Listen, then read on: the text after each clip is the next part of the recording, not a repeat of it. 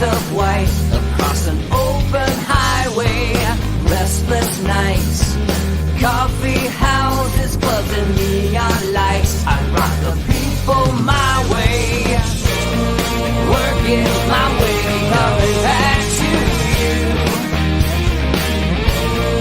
Working my way, coming back. Take me home tonight, not wasting any time. Highway 95, engines on overdrive. From town to town, and in between, I see you in the morning light.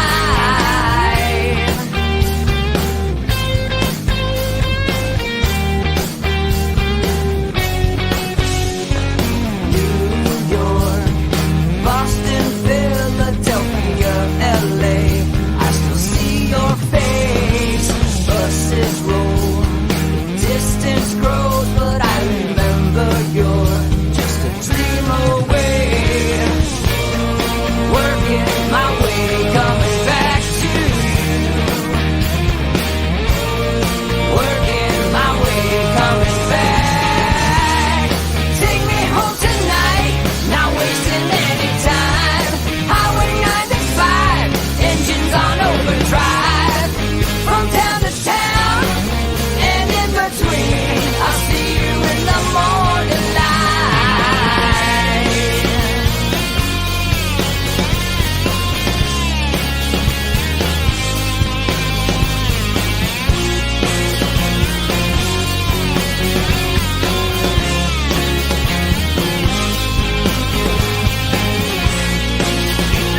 Light on as I drive on, singing our song.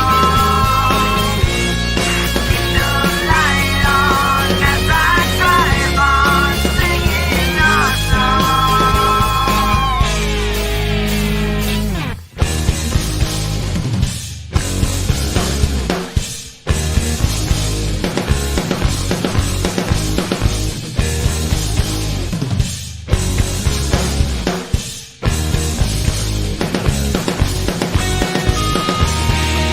Take me home tonight, not wasting any time. Highway 95, engines on overdrive. From town to town, and in between, I see you in the morning light. Take me home tonight, not wasting any time. Highway 95, engines on overdrive. From town to town, and in between, I see you in the morning light. Take me home tonight, not wasting any time. Highway 95, engines on overdrive. From town to town, and in between.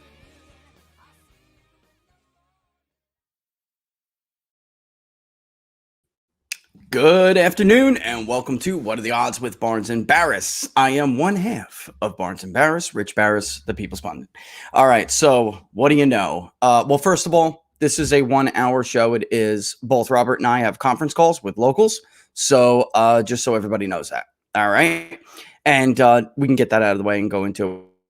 We'll make that up some other time, as we typically and always do, right? But in the meantime, let's basically look at what happened over the weekend, which was a very, very, very, very bad day for the Republican establishment, for Democrats who thought they would do much better in the state of Texas, and generally speaking, anybody who does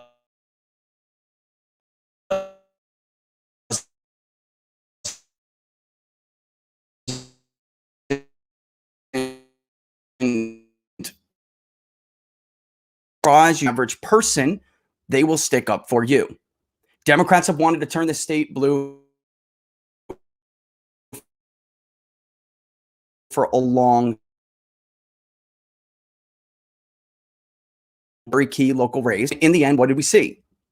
We saw that they did very, very poorly. All right. So with that in mind,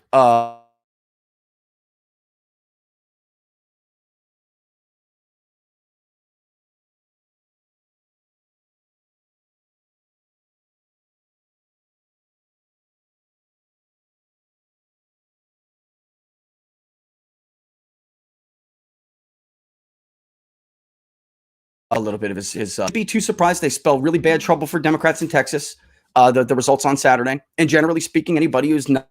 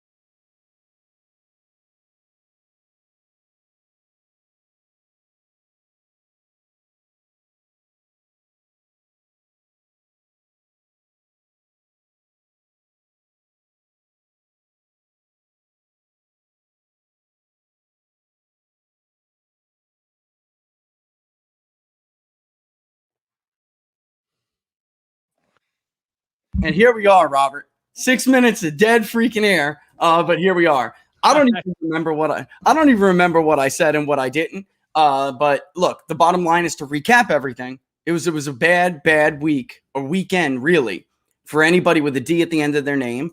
And the Republican establishment, who are borderline clinically delusional, Robert, to think that in a post-Trump era, we were going to go back to the way things were before. I mean, I no doubt about it. I mean, I see it as, there's sort of 4 bits of news. I mean, there's the Frank Luntz expose that Tucker did on him, which was great. There's the Texas special election results, both for the congressional race, in which the Democrats are not even going to be in the runoff, so they're dead. They're locked out on arrival, and the school board elections, which showed, that the assumption of a southern suburban liberal trend has been greatly exaggerated, even in upscale suburbia in a big metropolitan area. But one of the things that stood out to me was I was going through the census data, because I always like the census voter registration data because it historically has been more accurate, generally speaking, than anybody else. Better than exit polling, better than Roper Center, better than the American National Election Survey done. All of that, when they've done voter validated studies and surveys, they found the census is by far the most accurate. And the first thing I was curious about was, generally speaking, the census tends to get pin on the nose. The number of people they report voting corresponds to the number of ballots counted. I mean, usually only very small differentials between the presidential election and the number that the census reports voting. And in that, like, to give an example, they reported about 137 million voters in 2016 having voted. That was almost exactly the number who almost dead on. Dead on. So before the election, during the preview series here, I said I thought there'd be 150 million to 152 million votes, depending on New York, Illinois, and California, that Trump would get 75 million. And I thought Biden would get somewhere around 75 million, up to 77, depending on those big states. And so where I was surprised was, almost 159 million ballots get counted. Well, the census data comes in, and it only has 154 million people having voted, which is 5 million less than the total number of ballots that got counted. It's Joe Biden's margin, Robert. It was about exactly the 5 million Biden's votes. Margin. Exactly. It was like, it's the 5 million votes that I said, man, I don't know where those votes came from. Well, apparently the census can't find them either. So according to is the media going to claim the census is liberal, is conservative Trumpish bias, when almost all census workers are Democrats? So, again, this is a very thorough, very comprehensive 2016, pin it on the nose. Why are there 5 million more ballots counted in the presidential election than reported voting, according to the census data, which has almost always been accurate? And when it's been off, it has tended to overestimate the number of votes, not underestimate the number of votes. So this is one of the biggest gaps in census history, since they've been doing this since 1964. And isn't it amazing that it's almost exactly the number of questionable Biden ballots? Like, to give an example, in Georgia, there's about remember we mentioned there was 100,000 overvote, that only people who somehow only voted for the presidency, no other office. Well, the census says only about 4.8 million or so voted in Georgia, but they counted about 5 million votes. So you see almost to the number the kind of error in some of these key critical states. And then when you dig into the demographics, the internal data, the number of the people who voted, it's 154 million total, thereabouts, and usually there's a 1.5 million drop off between all votes, and there's some people who vote for something other than the presidency. It's not a big number, but it's always about 1 million to 2 million, that cap. So they basically have about 150, 253 million presidential votes. You look at the internal demographics, and it's almost exactly what we forecast prior to the election. The surge in turnout was amongst working class whites, not other groups, according to the census data. Now, where it gets interesting is there's unusual turnout amongst young whites and some college educated voters that the census doesn't show is actually saying they voted. Yet the ballots were apparently counted from those precincts and regions. So, and Robert, all of the people who have for years, after exit polls come out, everybody who we've gotten in these fights for over two decades, Wait for the census data to come out. Forget about the exit polls. What a shocker. George W. Bush could not have won 44% of the Hispanic vote. And then in 08, well, it wasn't really everything everybody said. It was still a surge in turnout, of course, but Barack Obama just got votes from young people and African Americans at higher rates. They voted at higher rates. 2012 rolls around. Mitt Romney, who we're going to talk about here in a second, is missing about 3 to 6 million white voters, depending on where you're looking around the country. And guess what? It wasn't really this surge in Hispanic vote share like everybody was talking about. In fact, their share went down and black vote share went up. So, everybody has long said, wait for the census and then we'll talk about what really happened, right? Now, of course, it's the census must be making a blunder here. You know what? This is an acceptable difference in the number of estimated votes. No, it's not. No, it is not. What we predicted in terms of working class white turnout surging is what the polling data is, what the census data shows. It's not only that, we predicted the racial gap would be the biggest it had been in a while, that white non-Hispanic vote would be double digits higher turnout wise than African-American vote. That's precisely what the census reports. So the census reports slightly higher Latino turnout than I expected, but nothing major. Otherwise, it's almost to the T what we predicted prior to the election. And the only gap is the extra 5 million votes that came in from somewhere that the census say didn't vote. Didn't happen. So it's fascinating, but it's also educational about Trump and Trumpism and populism, that he got the highest working class white turnout in modern election history in recent census history since the 70s. You have to go back to the 1960s to find higher working class white turnout in a presidential election. And so all of the dynamics that we predicted is what the census says came true. It's as good of evidence as you possibly could have that there were 5 million ballots that are questionable ballots, that are disputed ballots, that the census itself says are counting votes of people who claim they did not vote. And we had Matt on Inside the Numbers on Friday. We had Matt Brainerd on and we talked about it. And I said, look, as numbers guys, we can't say for certainty, Robert, because we don't know exactly how some people voted. But what he said, well, I will say that the number of questionable ballots not able to verify, they are not legal, exceed the margin in all these battleground states. And the report on Wisconsin's coming out. When I looked up indefinitely confined, I found that it was like a couple of thousand. He said sometimes in what he researched, it was as low as a few hundred for an election, but I didn't go back that far. So maybe whatever. And he's saying, it was 190,000 of them, almost 185 plus. This is crazy, Robert, that we're not even, and here we are having this discussion again, but that we're not supposed to have it. Right? We're not supposed to have this discussion where then there are all these anomalies yet again. All right. This is something Patrick Basham said on Mark Levin after the election when he was on Life, Liberty, and Levin.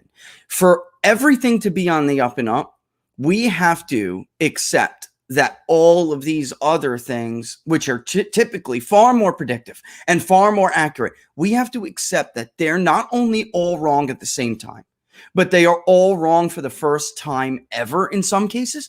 So this is just too much for me. And as a numbers guy, I can't say, well, in Michigan, that would have been it.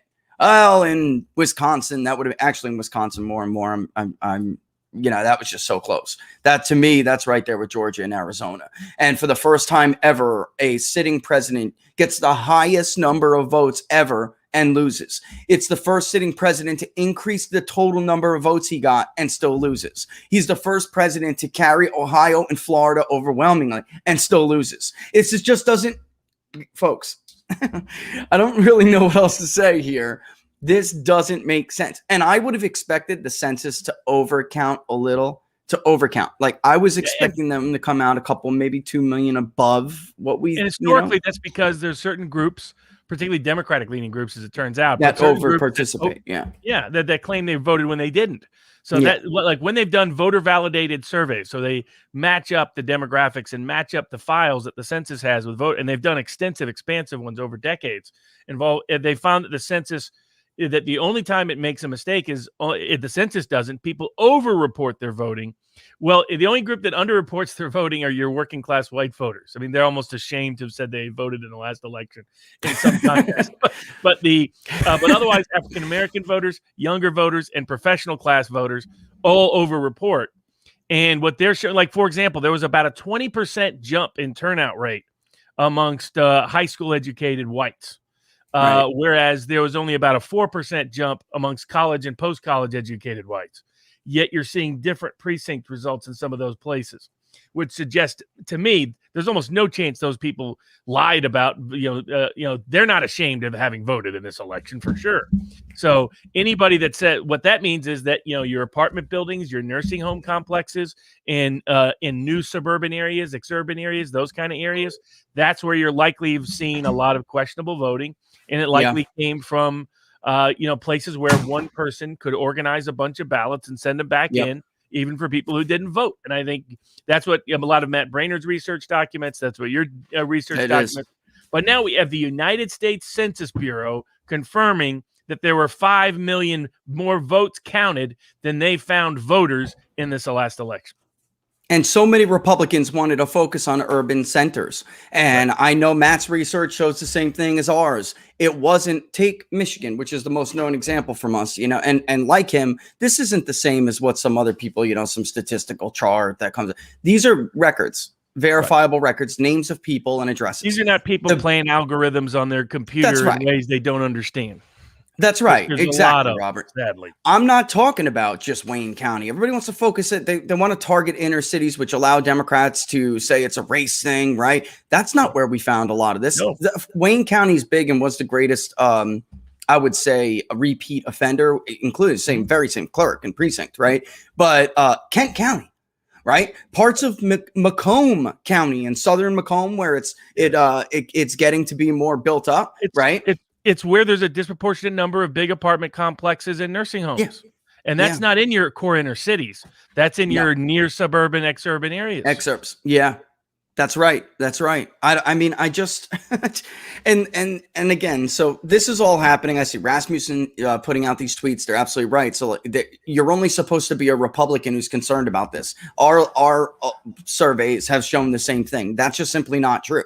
30% of Democrats in Georgia told us they believe Donald Trump won that state, but they just don't care. They'll take the W. You know what I mean? That may be a little bit sick, but for the most part, across the board, people are worried about what happened this last election.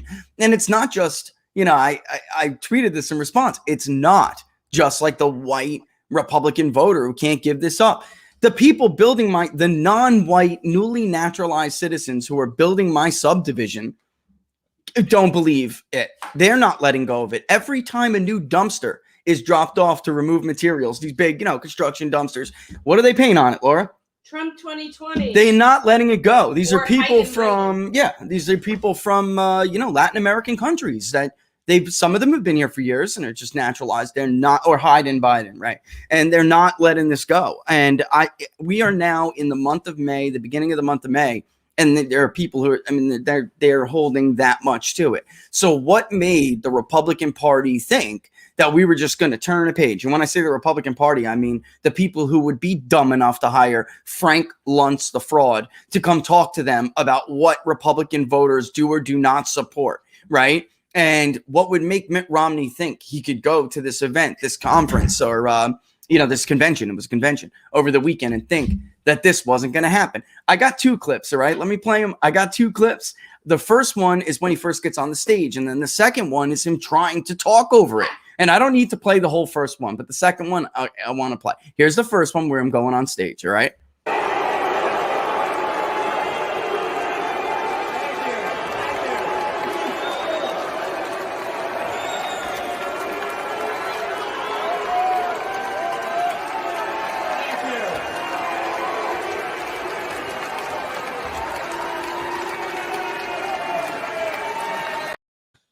Man, he sounds like Richard. Go ahead.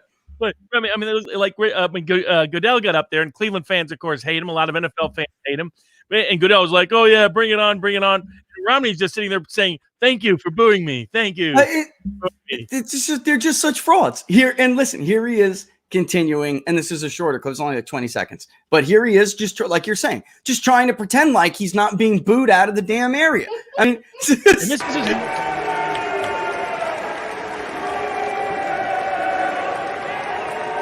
So what do you think about President Biden's first 100 days? Now, you know me as a person who says what he thinks, and I don't hide the fact that I wasn't a fan of our last president's character issues. And I'm also no fan.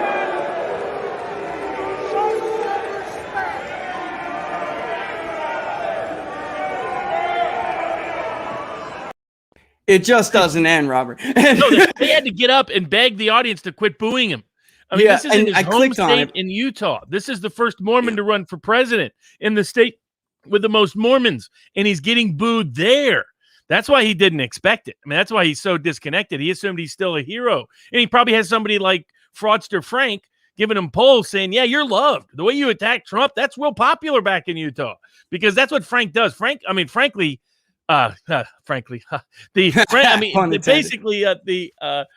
fraudster Frank, I suspect sometimes his polls are completely fake. It's very easy to get bogus focus groups if you don't know what you're doing.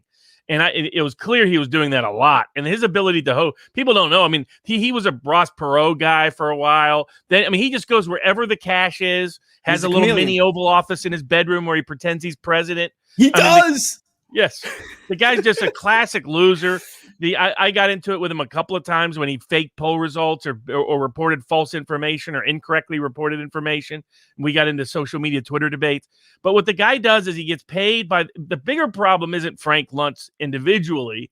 The problem is Frank Luntz symbolizes the entire political class, especially on the Republican side of the aisle, though it also infects parts of the Democrats too, because clearly they were completely sideswiped by getting crushed in the Dallas suburbs, because that was supposed to be the new Democratic future. They were pre-writing their Democratic emerging majority version of Kevin Phillips' 1968 great text, emerging Republican majority, where they were saying, look, hey, particularly Dallas and Atlanta, these new suburbs were going to be permanently Democratic, number one. And number two, that they believed in things like critical race theory for their local schools to purge their kids of the sin of racism. And what they found is they got crushed. Couldn't even get someone into a runoff. Their collective, all of the Democratic candidates combined got beat by over 20 points in a district that only went for Trump by single digits. Yep. And then in the school board elections, they didn't just lose. NBC kind of tried to pretend, close, divided. They didn't use the word close. They said contested, divided. No, it wasn't. It was 70-30. I mean, you almost never see that in a school board election, particularly a contested one. But that's because, your Megyn Kelly types have no interest whatsoever in their kids coming home and telling daddy and mommy, hey, by the way, we're all racist and I feel bad of my skin. They have no interest in this. And they completely misgauged it, completely misjudged it. And of course, never Trumpers, endorsed some losers in that race. I think the guy finished like 4th or 5th. Maybe he finished 9th. It was something terrible. So, they have no hope. And Liz Cheney is going to regret coming up with that phrase, the big lie, because Trump already grabbed onto it. Classic Trump marketing. He's saying the big lie is that the 2020 election was the most transparent election with high integrity. That's the big lie. He's going to grab that now. And they make it in Biden signs. He grabbed it. He is. And that's not going to be his phrase. And Liz Cheney may be out within a month. They should have kicked her out last time. Removed her from leadership back when they had the chance to do so. But it tells you something that, she's doubling down, tripling down, quadrupling down, continues to attack Trump, Trumpers, Trumpists, you name it. And it attacked the policy committee, who was saying, look, we need to become a populist party in the Republican House, went out and publicly ridiculed him. I don't know what exactly she thinks she's doing. I guess she's so used to Cheney's. If there's anybody that knows about big lies, it's the Cheney family, because they've spread and sent more of them than anybody. And they spent kids to die on their big lie. But it's nothing like being lectured about virtue from mass murderers, Robert. Yeah, exactly. But what does she think she's doing? Because all she's doing is, it was already a problem. The Republicans underestimated the backlash. There are already fundraising issues on the party side of the aisle because more money is going to Trump people than is going to the party. They're starting to experience. I was at a Hillsdale College event last week in Tennessee, and this is your traditional Pence type Republican wing of the party. These are, generally older, well-established economically individuals who, come from, who, probably were big Romney fans in 2012. And now it is totally flipped into the point where they're anti-Pence. I mean, I had people asking me, do you think Pence did this deliberately? Did he lie deliberately? Was this corruption overtly? And I was like, wow, the Republican Party has no idea how clueless. I mean, I was in Southern Utah a couple of months ago, and we talked on here about, hey, what I saw there, Romney's in trouble. A lot of people are in trouble, and they don't know it.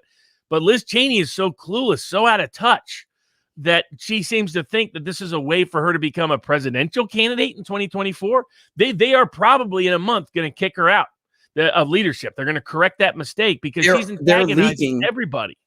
They're leaking to Axios. They're leaking to Politico. Just for people who don't know what we're talking about, she is at they now are starting, I think, to realize what they've done here. Frank Luntz's fake polls be damned and focus groups be damned. I mean, they're starting to realize it, and they're to the point where they're leaking to the establishment media in D.C., which they usually go to take out conservatives, which is what's so funny about this. Yeah. But instead, they're leaking to take out someone who is widely viewed to be an establishment Republican, right? And they're saying that soon we're going to have to strip her of her committee assignments and for leadership roles. I mean, she's dead on.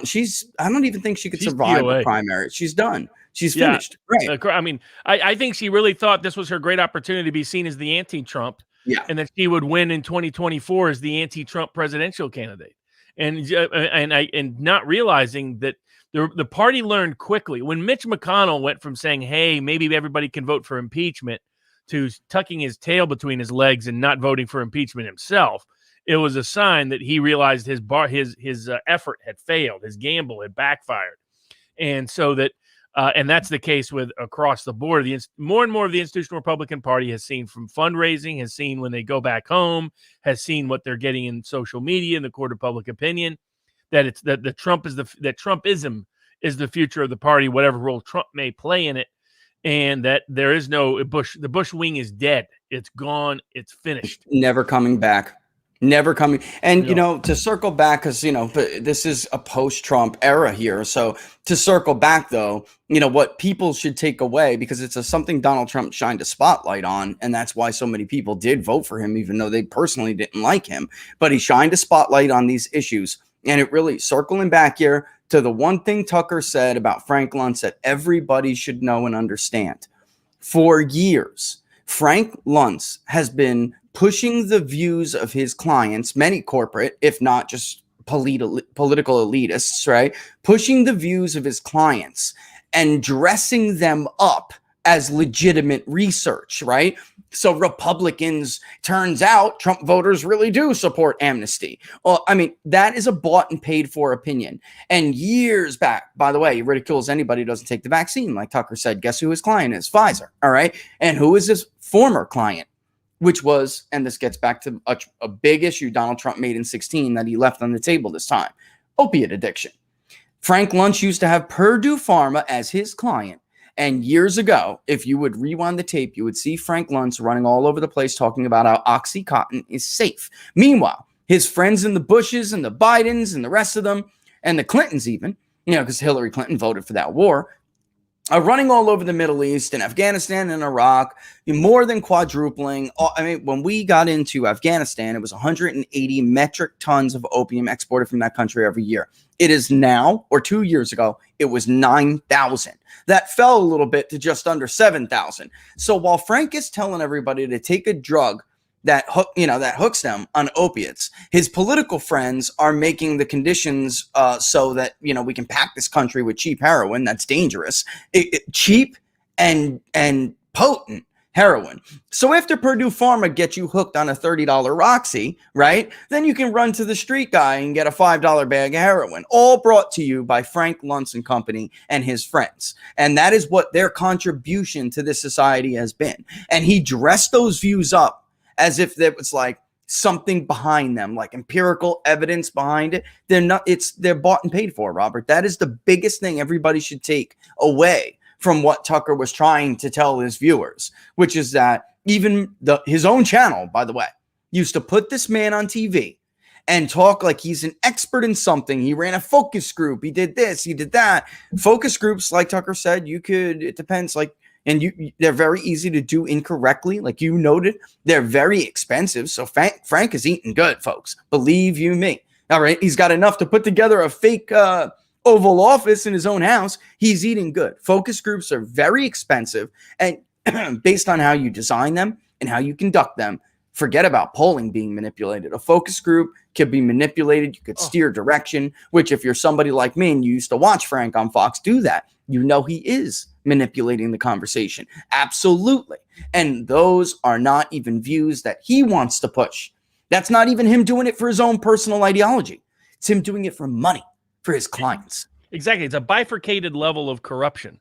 One part of the corruption is just the professional class as a class projecting their own political preferences and prejudices onto the broader public, pretending that the broader public believes a bunch of things that they simply don't believe because it's what they believe. So it's sort of a different form of confession through projection, pretending the world shares their opinions. The second level of corruption is just direct corruption, corporate money buying off these opinions to fool and deceive elected officials into believing that something is popular that's not. The way Trump got around that was he didn't use almost any pollster in 2016 at all until late. What he did is he used as a substitute popular talk radio hosts, popular YouTube channels, popular social media populist type individuals. That's what he did. He used that as his substitute for public opinion, and that's how he was able to keep his finger on the pulse, unlike, frankly, now at times when he's doing things like lecturing people that are anti-vaccine as being sort of conspiracy kooks, not recognizing a lot of those people are his own audience. I mean, this is what happens when you're too locked up and you don't have your finger on that pulse anymore, and you have Frank Luntz types are very much in Trump's circle. And as an example on focus groups, in the Snipes trial leading up to it, there was a lawyer who wanted to get more involved in the case. So she started manipulating the focus groups because she was responsible for some, I was responsible for others. And she was getting them to vote a high rate of acquittal based on her manipulation of the focus group, how she framed things, how she phrased it, unrealistic previewing and predicting, hoping that the client would say, wow, look at how she's getting these great results. Maybe she should have a lead role in the trial. And there's so many ways to do that. You want to recreate reality as best as possible in order to get, and first you have to have a scientific group to get a focus group in the first place. Make sure it's in the done. first place. Right. That's critical. But your Luntz types don't worry about that as much. Your Luntz types know how they can work the room inside the room and manufacture opinions to reflect whatever he wants them to be. And that's not hard to do in a range of contexts if you know how to do it. And so, I mean, that's the other area where he corrupts things. Though it does remind me, the opioid aspect reminds me, I got a future hush hush at vivabarneslaw.locals.com, which is going to be about the combination of the Purdue family and opioids, the Frank Luntz and media types of the world, the Mexican drug cartels, and the Chicago prosecution of the old outfit, and how those four things might work together. The involving certain Chicago politicians and certain drug cartel leaders. So it benefits them. Isn't it funny how it all benefited everybody, right? Sure it does. Coincidentally, I might have had some interesting clients solely for the purpose of asking for a memorandum because I wasn't going to represent them at trial, but who, who might have been featured in some movies over the years and decades, who wanted to know why they were suddenly being targeted in Chicago. And I came up with a hypothesis that named some key Chicago politicians. And I'll say is two things. One, those guys ended up getting prosecuted. They ran out the Chicago outfit. And secondly, what I predicted was going to happen happened in terms of who else people had gone into business with. And part of a pretext to do so, predicate to do so, was to remove the boys who were in charge at the time. And you brought in, and since then, one of the side effects has been, of course, skyrocketing rates of homicide in the city of Chicago. Because say what you will about some of the old Italian folks, they kept a lid on things. I used to live in those neighborhoods, Robert. Exactly. Mexican drug cartels weren't going to keep a lid on anything. And once they weren't around to keep a lid on things, it got crazy. But it also helped bring in the heroin epidemic, which was in part previewed by the overuse and abuse of OxyContin, which was heavily backed by a lot of political and public officials. Right. One reason why I like J.D. Vance, it's an issue that he hammers on, is the problem of opioid addiction and how devastating it's been and how a lot of political actors help facilitate that happening in the first place. And Biden's surrounded by pharma. So, I mean, that's he's got for somebody who ran around talking about Hunter's also surrounded by pharma. Right. Well, seriously, Robert, I'm talking to somebody who used to live in those neighborhoods. We had the jokes like Geraldo Rivera running all over the place trying to take down the mob or helping people take down the mob. At first, he was like kind of enamored by them. I remember when I was younger.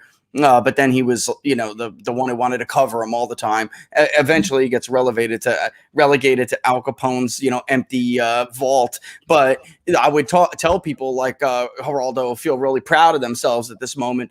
At least there was a product delivered, right? So you'd say, they just run around extorting these poor business owners, and in return, they don't kick the crap out of them. That's not what they got in return. They got a peaceful neighborhood in return. And I actually remember, and it's horrible, but I do remember this mass murder. It was a mass murder. There's just no way ifs, ands about it. But there was a group of drug dealers who tried to take over turf and destroy a part of the Jersey Shore. And the mob was just like, nope. And it was a roundup. And it was horrible, but it was also if anybody lives around the Jersey Shore now knows it's a shadow of its former self.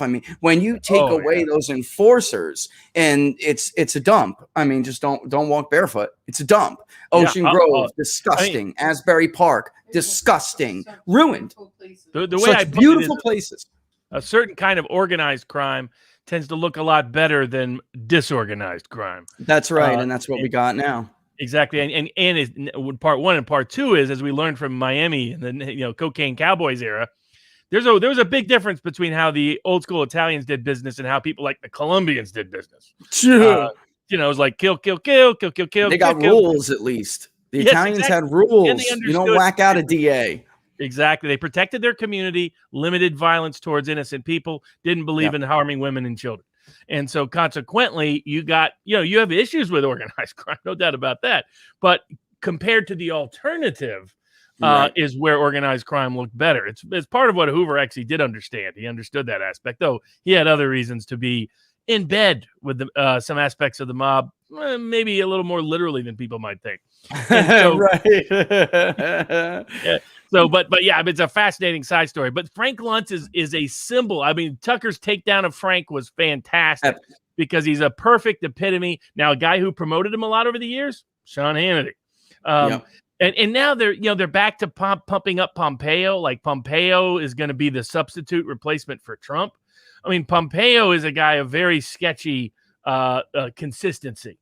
He's a guy who often likes war and conflict, has a lot of neocon tendencies built in, did nothing to clean up the CIA while he was there, did nothing to clean up the State Department while he was there. He publicly stood by Trump, but that's all you can really say for him. So did Nikki Haley when she was serving under him anyway. Exactly. So did Nikki Haley. The fact that Fox is backing him is a warning sign that he's not someone to be trusted. I have problems with him because of his orchestration of the prosecution of Julian Assange. And so and the fact that he didn't clean up any of the deep state operators. It was his State Department people that helped set up and create the problems for the second impeachment. So this Trump loyalty stuff, I'm like, it was more a Nikki Haley style, say the right thing until you leave. And now he's going to say all the right things because Fox is going to promote him as the macho replacement to Trump, the macho successor to Trump. There's no evidence that he fits that bill at all. In that minus Tucker, Robert, you can't listen to it. Look, viewers, minus Tucker, you can't listen to anything Fox News said. They haven't. It says Sean they Hannity are off the rails. Frank Luntz for a decade. Absolutely. And that has been something we have been saying for a long time, right? So you don't like how, I'm not even going to say the Slimer's name, but you don't like fake, election forecasters whose job it is to set a narrative, then why would Sean Hannity be promoting them and talking about them constantly? You don't like people like Frank Luntz who are friends with Hunter Biden on the side. And Paul, this guy is, for everyone who doesn't know, this guy's buddy with the Bidens, has known Joe Biden for years. They're very, very friendly. Paul Ryan's right-hand man. In 2016, they're in the green room at Fox News. The exit polls come in, and it's a wipeout. It shows it's a wipeout. And a Trump loss, a complete and total wipe. Frank goes to Twitter. He sets off everybody in a panic because they all start to call me. I thought you said Florida was going to Trump because it didn't look good. And he goes to Twitter and he says, Florida is going to Hillary Clinton, and then follows it up with, if I wasn't clear, Hillary Clinton is the next president, right? You remember that tweet? And then it set off a panic in our it set off a panic over on our side because they're like, are we just not a panic, but people are calling me like, are you not crunching something correctly? And I'm like, no, I'm right. He is wrong. Give it time. But he's in the green room on the phone with Paul Ryan, Robert. Sir, I will help you rebuild this party. Don't worry. We will do it together. And we can make this a party that everybody can be proud of again. And this is the message Fox is set to run him with until it looks like, you know what? This may not go as the exit polls are saying it's going to go. And then the whole night, it was like a half an hour where everything began, like one picture in Florida began to muddy, right? And then, the panhandle's not even in yet. And this looks like this, it's a little bit closer in Hillsborough. It's a little bit closer in Pinellas. I don't know how it could be right if that's the case. And then it just started. But they were set to run that narrative all night long, Robert, that the Republican Party should take this loss to heart, that it should realize that it needs a new character. It should abandon the Trump message and move back to the Frank Luntz and Paul Ryan. They were dying to do this. So it really, people should remember that for 4 years, the Foxes and the money behind the Foxes and the Franks have been dying to push this crap again, to push it again. Yes. They had wanted an I told you so bad. And they got so scared by what happened in December and January in their ratings that they backed off going where they planned on going, but they're still halfway there. They got 1 foot. They got Tucker Carlson and often Greg Gutfeld, who are willing to be as sort of the more populist or more critical types of the establishment. And then, Sean Hannity's always been kind of an establishment guy, but he's returned more to those roots. Laura Ingraham, unfortunately, has returned a lot more to those establishment roots. Even though she's establishment in that she was a Supreme Court clerk.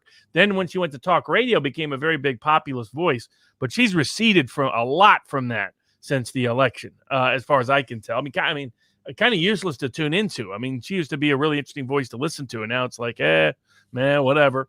It's just like kind of like regurgitation of stuff you would hear anywhere else, plus thrown in there with I don't even know what to call it, Robert. It's like the soft toe walking, where you say these things like you look like you're walking really soft. Yeah, you're like tiptoe. I don't know what to say, but the dumb kind of comments like 99%. Here's a good example. 99.9% of all Muslims are good people or nonviolent or something. Like she's returning to those kinds of like caveat statements. I don't. Yes.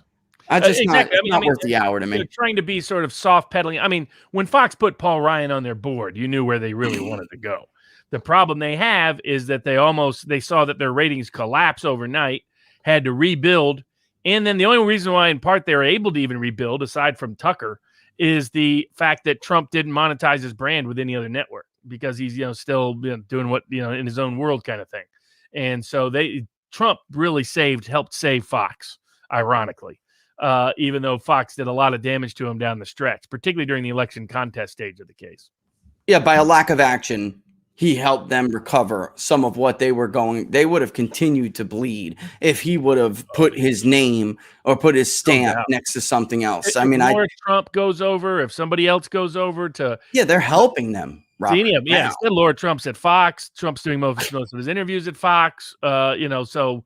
We'll see. Now, of course, we'll find out next week or maybe later this week whether the gods of Facebook will allow Trump to return. I hope they don't, because I want Trump to not be able to go back into that world, not continue to monetize that world, go into a different world, and it will remind everybody where Facebook is. But it is scary that Facebook even has such power in the first place. That they get God bless Ron DeSantis. That's a way to let me sneak this in here real quick. Oh, yeah. While everybody else, or not everybody, but elected, I would say, most elected Republicans are playing defense, this guy is on the offense, Robert. This is a bill that all the hot bill topics, does. Hitting one after the other, after the other, after the other, after the other, whether it's riot legislation, whether it's now big tech legislation, whether it's the vaccine issues. He came in and said no more local governments can't do anything anymore. Florida is now the full free state of Florida. So I guess you moved out of Florida at the wrong time. But I know. I told Laura, I said, we're going to go get a summer house or something. Like I'm always back there anyway. So, right. I love it. I'm so proud of them. I am so proud of them. And now I gotta remain here though. I gotta tell you for a bit because I could see they're gonna need my help. I could see with this apple plant in Wake County, that is as much of a political decision as it is an economic or business decision. We talk about this all the time, but Republicans are like completely in the dark on what is, and it's really an economic warfare that is for political benefit. And Republicans are like stupid, and they don't realize, that you could create an economy that creates communities, that creates voters for your party. Don't you understand that? They don't get this, and meanwhile, Tim Cook's like, yeah, just import another 20,000, into North Carolina, and they're, with families and stuff, and the starting salary is 100 and something thousand or something. It's going to be over there. Those are Democratic voters. They will be. And here's Ron DeSantis, by the way, with the tech thing, just so everybody knows. He signed a bill. He's being very proactive, and he signed a bill that would fine. It's a big one. It's like $250,000 or something. It's not a small fine. That would fine big tech a substantial amount of money for banning elected officials. Right. So I would honestly, I would have moved that into public figures, period, because maybe I'll get there eventually. It's easy to go from here to the next step. No, I mean, he's taking steps to meaningfully try to curtail big tech censorship control, meaningful steps to control the Antifa weaponization of mobs with his anti-riot legislation, meaningfully taking actions not to, force the vaccine on anybody, but make sure it's accessible to those who want it, while at the same time ending all lockdown policies in politics and not playing the pandemic game of continued lockdowns and deprivation of people's liberties and rights. And that's why he, I think, is currently if Trump's not in the field, he leads already. Yeah. And he would fit the bill, a governor to challenge an incumbent party, even if it's not the incumbent himself. And he would have the background to do so. Now there's his policy positions in the past on trade and war were not always crystal clear that they were populist policies. So we'll see if there's some transformation on that side of the aisle. And I think there are still charismatic limitations, though he's clearly trying to imitate Trump more and more. Literally in the gestures, it's like exactly. All he needs is to just start painting his face orange, and he's got it done.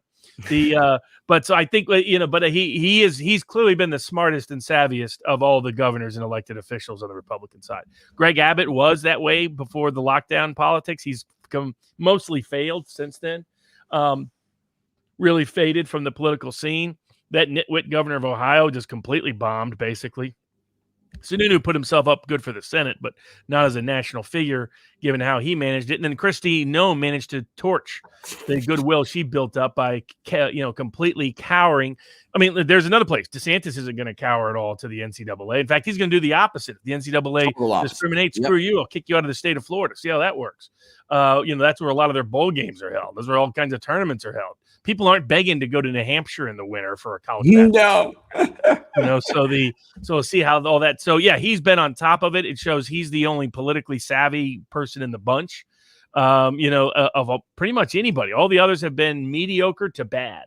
I mean, you've seen Republican governor after Republican governor after Republican governor capitulate just on the don't allow men and women sports. And even the transgender candidate, Caitlyn Jenner, says no, trannies should not be involved in women's sports. Yeah, I had to, just before we roll, I had to put this up because even Caitlyn Jenner said, what was the exact wording? This is a matter of fairness. It was honestly, that was freaking beautiful. That was an impressive answer. Look, when I heard of the candidacy, I'm like, look, I don't want California to turn into a bit of a circus act, but if Caitlyn Jenner is going to bring a game like that and is seriously prepared, that was what Republican politician outside of a few we just mentioned would know how to answer that correctly like that. That is the way you answer it. That's how you speak to the suburban mother and all these supposedly liberal-leaning constituencies now. I mean, especially when Biden is. Yeah, I was thinking he might screw up his verbiage even worse when he said he had trannies back. I was like, okay. So I mean, his 100-day speech, State of the Union speech, I think worst ratings ever, or at least in the modern era. I mean, Sleepy Joe. People were saying, look at Ted Cruz falling asleep, as if that was an indictment of Ted Cruz. No, that's an indictment of the guy speaking. Nobody fell asleep when Trump was speaking. They might be filled with rage like AOC and Bernie and some other people, but they didn't fall asleep. And that whole doing a pandemic State of the Union to like 12 people, I mean, that was just lame to begin with. But what it really showed is you would think a senator, like, the last great legislative president, not necessarily great in terms of policy, you can debate that obviously, but in terms of a success getting his party's ideological agenda through, was Lyndon Baines Johnson. Because he'd been the Senate Majority Leader, he pushed through tons of things that John Kennedy didn't even get close to being able to do. And really nobody since. A lot of Nixon's achievements were Democratic achievements, the EPA, things like that. Carter mostly couldn't. He was in war the whole time with his party. Reagan got a lot of stuff done, but that was really a Reagan-Tip O'Neill the grand compromise. It really I'm was. going to give you Tip half of what you want. You're going to give me half of what I want. So smart on Reagan's part, but you really couldn't call that a Reagan legislative agenda as much as it was a Reagan-O'Neill legislative agenda. That's why it spent so much money. And spend money for tax cuts, but also spend money for the other for military bases, which gave a lot of jobs to local constituents. You would think Biden would be better at this. He's a disaster. I mean, he barely gets the COVID relief bill through, which should have been a no-brainer. And now his infrastructure bill is already dead because Manchin's already said not interested. I want a real infrastructure bill, not a human infrastructure bill. I want it to be limited to just actually roads and bridges. So that means that $2 trillion plan gone. DC statehood, Manchin comes out right away and says, nah, I don't think so. Aside from the Constitution, so it's gone. Stacking the Supreme Court, Manchin's already said, I don't think we're interested in that. That means whatever the committee comes back with doesn't matter. It's gone. So at this point, he may be able to get his big budget through, the $2 trillion budget, not the infrastructure budget, but that he may be able to get through because he can get, as long as he gets Manchin and Sinema back on board. But that's going to be tricky. Sinema's the new John McCain, Barry Goldwater of the Democratic side of Arizona. She's brilliant, man. Brilliant. Yeah, she knows what she's doing. I mean, that's why she did even the dramatic thumbs down. Who is she imitating? John McCain doing that and reforming Obamacare. So it's a smart move to that sort of independent suburban streak that still has fond memories of McCain and Goldwater and just independence. They like to think of themselves as independent. And Manchin is clearly going to do his own thing. Biden's effort to bribe him by giving his wife a job's not going anywhere. Many rumors that he wants to go back and become governor. But I think that down deep, Manchin saw this election, the Georgia results, as now he was president, at least legislatively.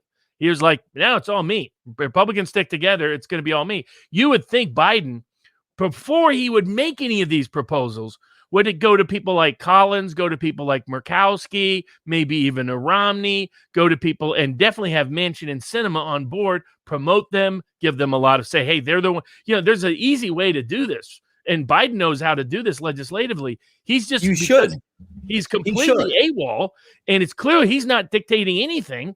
He's just reading off a script literally for the time period that he's awake. And the consequence is that they're not getting the legislative benefit of Biden's knowledge of how the Senate operates at all. It looks to me like not only his first 100 days was mostly useless, I think going forward, he looks to be a dead man walking. Almost nothing dramatic that he wants is going to get through. It's going to be the basic. It's going to be the Manchin legislative agenda, not the Biden legislative agenda going forward.